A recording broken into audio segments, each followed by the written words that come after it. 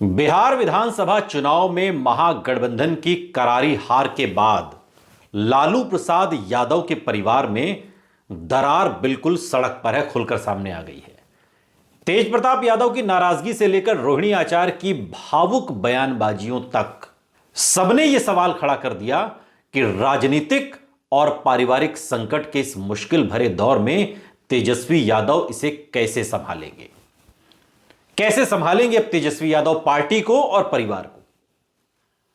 Party का भी बेड़ा गर्क हो गया और परिवार का तो हो ही रहा है। आलम यह है कि न तो पार्टी में कोई तेजस्वी यादव पर भरोसा करने के लिए तैयार है और न ही परिवार में कोई भरोसा कर पा रहा है। रोहिणी आचार्य ने जो आरोप लगाए उसने तेजस्वी यादव, संजय यादव, रमीज रेवत की बिल्कुल कली खोलकर रख दी। परिवार के भीतर उभरे तनाव को देखते हुए कई संभावित विकल्पों पर भी अब चर्चा हो रही है कि तेजस्वी यादव के पास इस समय क्या विकल्प हैं जिनसे स्थिति को संतुलित किया जा सकता है। तो एक प्रमुख विकल्प यह है कि तेजस्वी यादव अपने बड़े भाई तेज प्रताप यादव को परिवार और पार्टी में सक्रिय भूमिका देकर वापस जोड़ लें। इससे कम से कम ये जो दिक्कत शुरू हुई है, जो टूटन आई है, उससे कहीं ना कहीं तेजस्वी यादव बच सकते हैं, जो अविश्वास पार्टी में बढ़ रहा है, जिसकी सबसे ज्यादा दूर करने की जरूरत है। क्योंकि तेज प्रताप यादव की भी अपनी एक फैन फॉलोइंग है और उनके साथ भी एक धड़ा है जो जुड़ा हुआ है और जो एक सॉफ्ट कॉर्नर रखता है।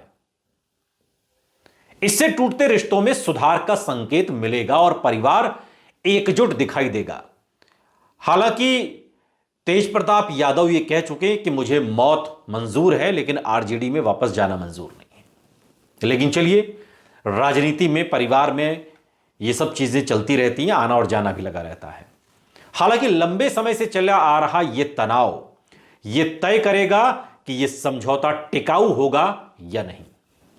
तेज प्रताप यादव की वापसी अगर सफल होती है तो उनकी मध्यस्थता से रोहिणी आचार्य को भी परिवार में वापस शामिल किया जा सकता है।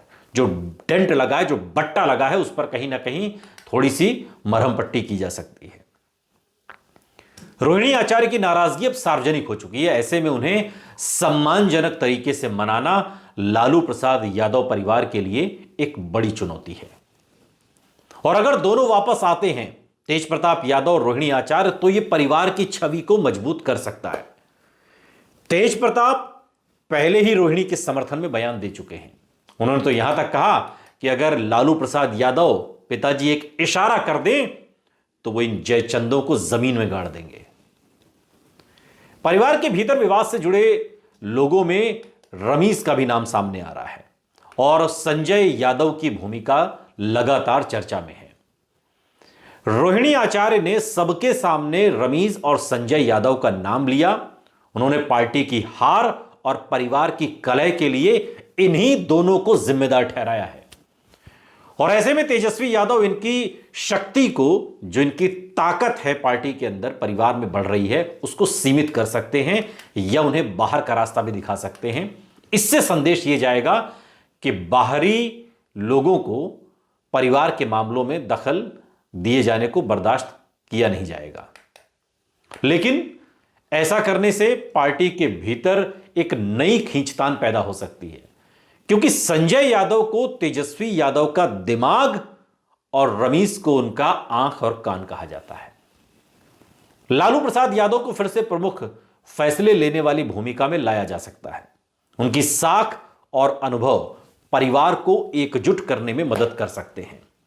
यह कदम तेजस्वी यादव के लिए ढाल बन सकता है, क्योंकि विवादों के निर्णय पारिवारिक मुखिया द्वारा लिए जाने का संदेश जाएगा। साथ ही लालू प्रसाद यादव सभी को साधते हुए संतुलित फैसले लेने में ज्यादा सहज दिखाई देंगे और लालू प्रसाद यादव की स्वीकार्यता परिवार और पार्टी दोनों जगह है। लालू प्रसाद यादव के हाथ में पूरी तरह से फैमिली की कमान देने के बाद तेजस्वी यादव को पार्टी के दूसरे नंबर पर रखने का विकल्प भी असरदार माना जा सकता है। इससे उन्हें कार्यकारी नेतृत्व जारी रखने का मौका मिलेगा, जबकि रणनीतिक निर्णय वरिष्ठों के हाथ में रहेंगे। यह कदम परिवारवाद के भीतर एक संतुलन बनाने वाला हो सकता है, लेकिन यह राजनीतिक आलोचना भी ला सकता है। जो किरकिरी हुई है हाल के दिनों में, या अब भी जो हो रही है। परिवार में बढ़ते तनाव के बीच मीसा भारती को संभावित संकट मोचक के रूप में भी देखा जा सकता है। मीसा घर की सबसे बड़ी बेटी हैं, बड़ी बहन है वो सबकी, और अक्सर विवादों में मध्यस्थ की भूमिका निभाती रही हैं। उनकी बातचीत की शैली, उनका शांत स्वभाव और लालू या राबड़ी के साथ मजबूत समीकरण उन्हें इस स्थिति में अहम बना देता है। वो तेजस्वी, तेजप्रताप और रोहिणी तीनों के बीच एक पुल की भूमिका निभा सकती हैं। यह विकल्प भी तेजस्वी के पास है, लेकिन तेजस्वी सुनेंगे किसकी और चुनेंगे किसको, यह महत्वपूर्ण है। जो अगर तेजस्वी यादव को सिर्फ संजय यादव और रमेश की सुननी है, तो फिर न तो उन्हें तेजप्रताप यादव दिखाई देंगे, न रोहिणी आचार्य और न ही मीसा भारती।